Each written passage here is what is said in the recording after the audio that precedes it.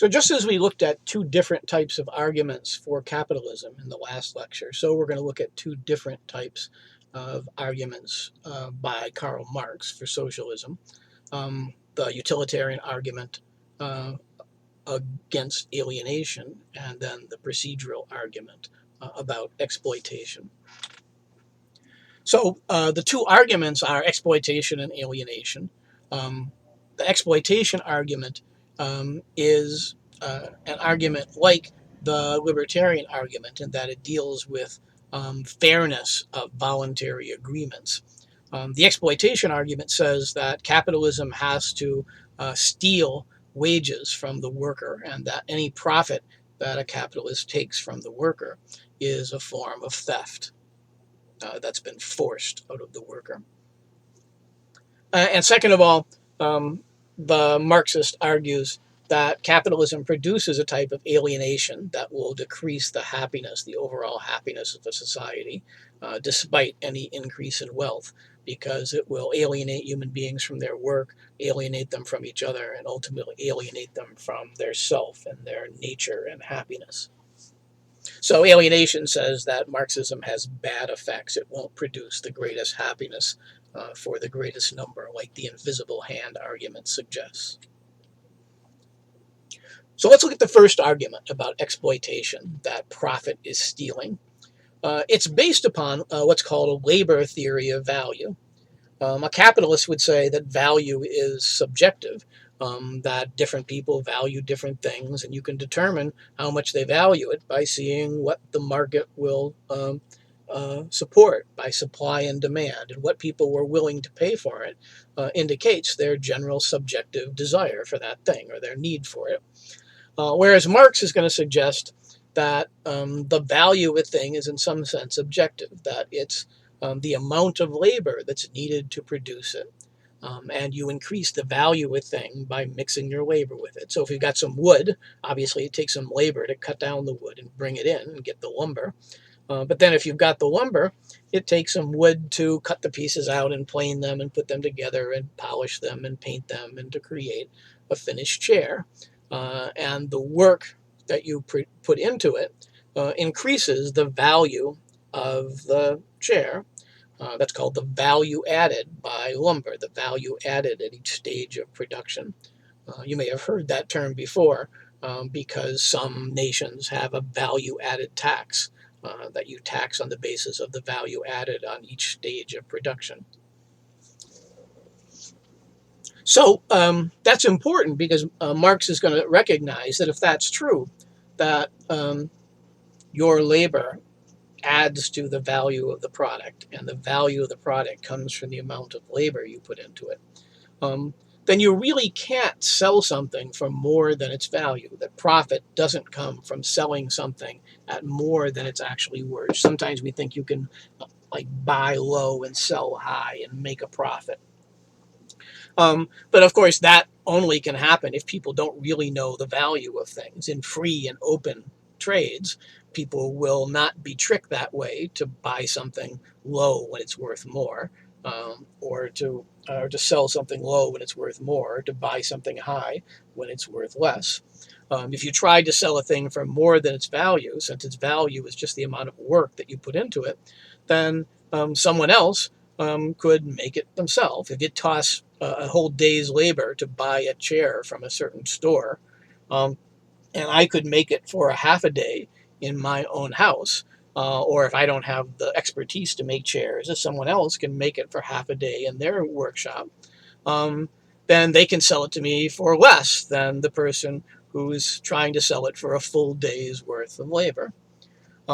So as long as there's really a free and open market and people aren't cheating, there's no way to make a profit by selling a thing at more than its value. So Marx recognizes that that's not how capitalism works at all. Capitalism doesn't work by making a profit by selling a thing for more than its value. It makes a profit by stealing some of the value that belongs to the laborer who actually put that value into the object with his labor. And how can he steal that labor? Well, that's because the capitalist doesn't have to pay the full value of their labor. Instead, they just have to pay the price of their laboring power. Their laboring power is getting their body in there able to work and to do the things that it does to produce those goods. And that laboring power adds the value, does the labor, and then that adds the value to the product. But the price of laboring power is not set by anything objective. It's set by the supply of and demand, the law of supply and demand. In cases where there are lots of people who need jobs and the prevailing um, rate is lower, laboring power can be very, very cheap.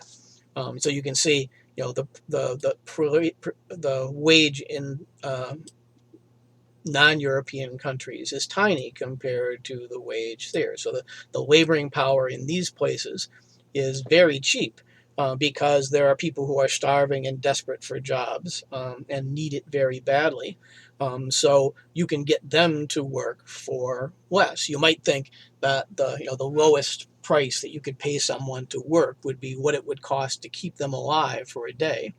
But of course, that isn't even true. They discovered in the 19th century that if you could get people's children to work for you as well, then you could pay them less than what it costs to keep them alive for a day, because you could have a bunch of people working to keep a family alive, including their children.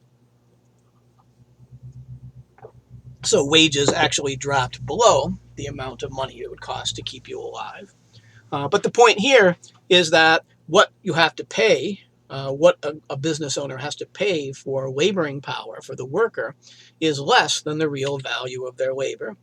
So this is sometimes called the theory of surplus value. There's the value that the labor adds to the product. And then there's how much it costs to buy or to purchase that laboring power on the free market, which is often set by these conditions of scarcity and need. And since that will be much less than the actual value, the difference between those two things, the actual value of the labor minus the actual cost of paying them to work, their wages, is the surplus value. And that surplus value is what provides profit. So the capitalist gets rich by taking some of the value that the worker provides. Let's look at an example. So this is an example of textile production in Bangladesh. Um, so obviously the materials have some cost, and there's some cost to the overhead to the factory and things. So materials and overhead might cost you $33. And the wages that would go into making $100 dress might be 12. You'd have to pay the workers $12 for the laboring power. So 55, the surplus value in this case is 55 out of that $100 will go to the capitalist, some a little bit to the owner of the business who makes a smaller profit, and then a fairly hefty profit to the markup, to the retail establishments, the businesses that actually sell the dress. So that's why in foreign countries, most of us now buy clothes that are almost exclusively made in third world countries because those people are willing to work because of the desperateness of their situation. They're willing to sell their laboring power for amounts of money that we wouldn't pick up if we found it on the sidewalk.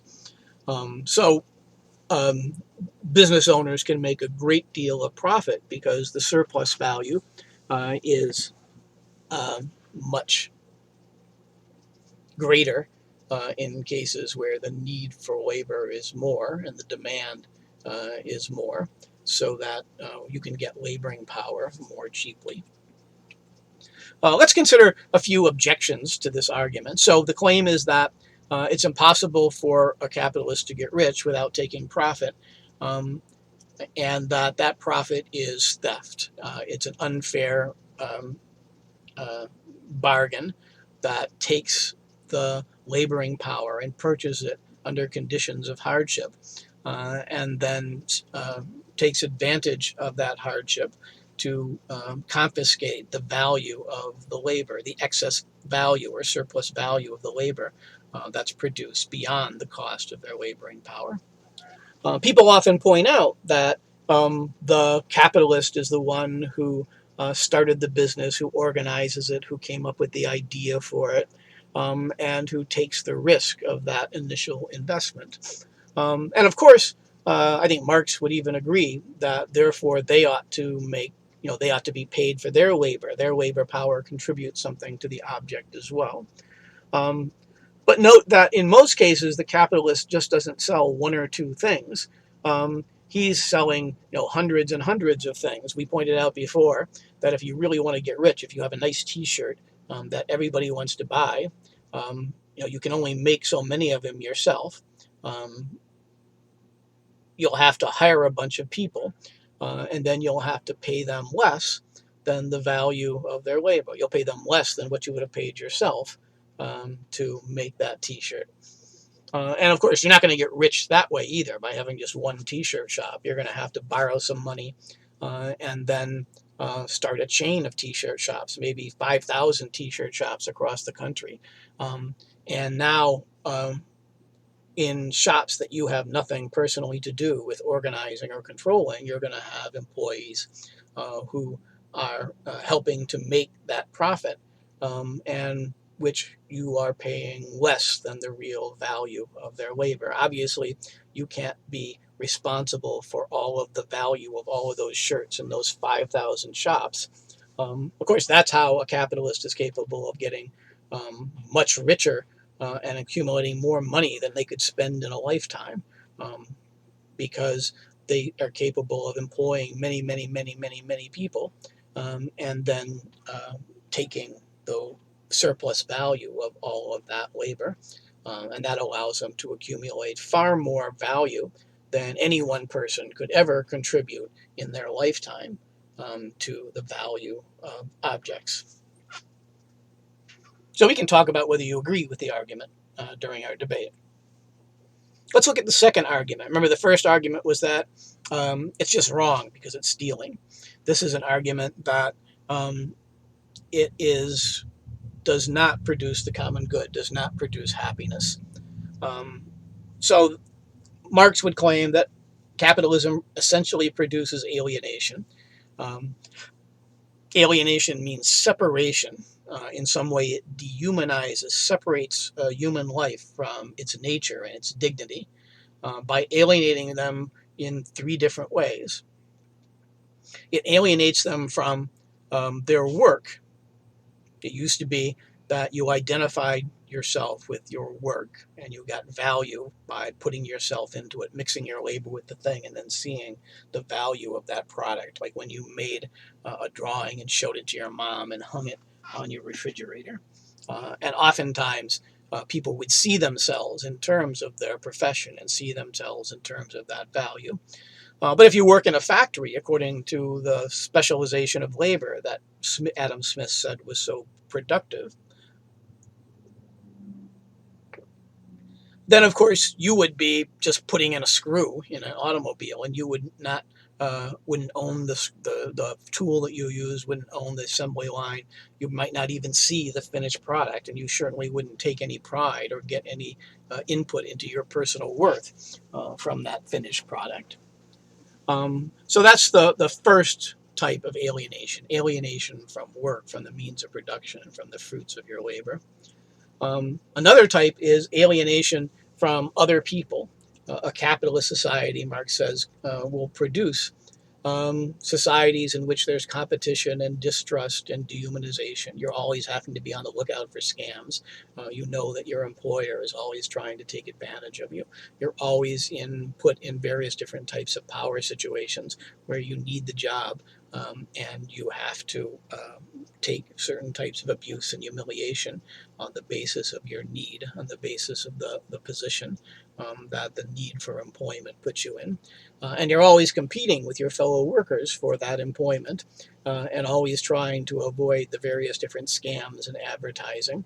If you think of the number of times when you see advertising or you're contacted with email, with spam email by Nigerian princes or Viagra ads, trying to get you to get to scam your money away from you, you can see that capitalism produces a community of people alienated from each other, always on the lookout and distrustful, afraid of being scammed.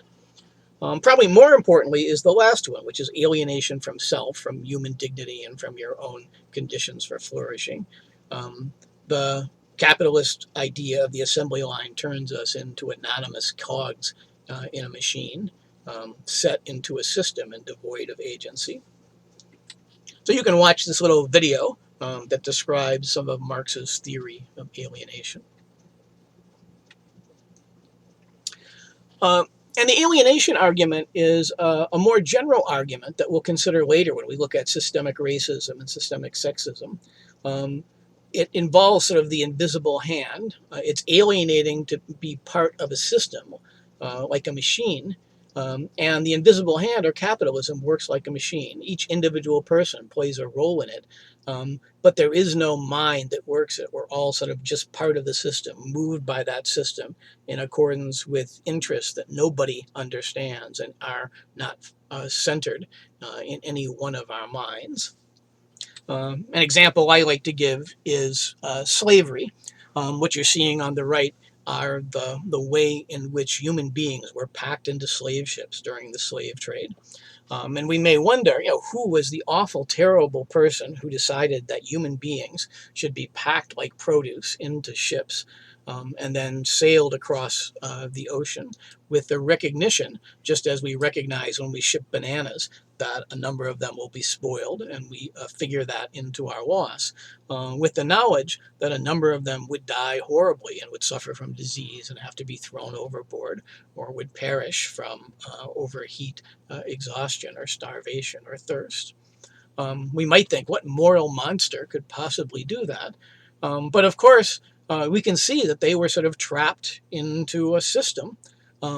There was, an accountant that was figuring out the investment in that ship and what they needed to return on that investment, and some bean counter was figuring out, how many they would have to sell and what their sell would be and what the acceptable loss was and how much more they would make on their investment, how much more they would make on that highly leveraged investment um, by squeezing a few more in. And of course, the whole system of banking in England and America originated from the slave trade. Banks came into existence in England to provide capital that could invest in the boats and the people who would collect the human beings, pack them into these boats, and then sell them in the New World. And who were the investors that were doing this awful thing? They were nice little neat old ladies in England. If you read Pride and Prejudice, all of the gentlemen and ladies who were living off their investments, all had investments in things like the East India Trading Company and the various different other companies colonizing and enslaving human beings. And if we looked for, the evil monster responsible for this, we would just find a machine. We would find a machine designed to transform individual human interests into money and into profit. And they would move and take the agency away from people and turn otherwise, we might think, decent and normal people into cogs in a machine that produced this moral monstrosity. So we had said before that contemporary capitalism especially is involved in things like this. It involves this leveraged need to continually grow and to borrow more and more money and to seduce more and more money into the process of speculation to accumulate more and more capital. And it involves a certain type of advertising, a certain construction of a false reality and image that helps us uh, to move the product and continue growing the economy in a way that this leveraged need for more and more production requires. So, here's some scenes from the documentary Baraka, And you can watch the little video that shows how human beings are moved around like part of a system, just like these chicks that are part of an assembly line. And we may think that it's awful to see those cute little chicks dehumanized as if they were little commodities on the assembly line, tossed and sorted. But in the same way, the reality that capitalism has constructed for us is one in which we're shuttled according to a system of employment and schedules and business requirements that treat us as if we were cogs in a machine. There's a couple other examples. This alienation has become sort of one of the basic fares of contemporary cinema and literature. These are a couple of clips from the 1999 movie Office Space about some workers in a company in their little cubicles. That's become a classic expression of American alienation in the economy. I think this clip is about sort of the fakeness and false reality that people are made to engage in for capitalism.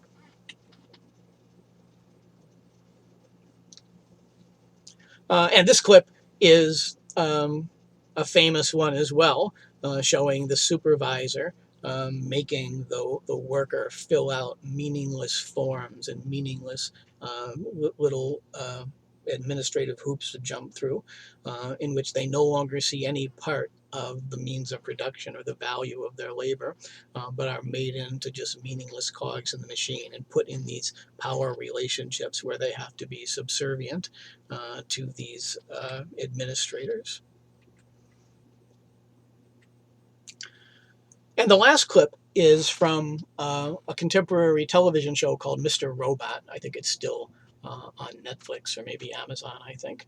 And it's the story of a group of hackers that tries to undermine the economy. But this is an account, a little rant about the fakeness of the system of advertisement and marketing and buying and selling that capitalism essentially produces.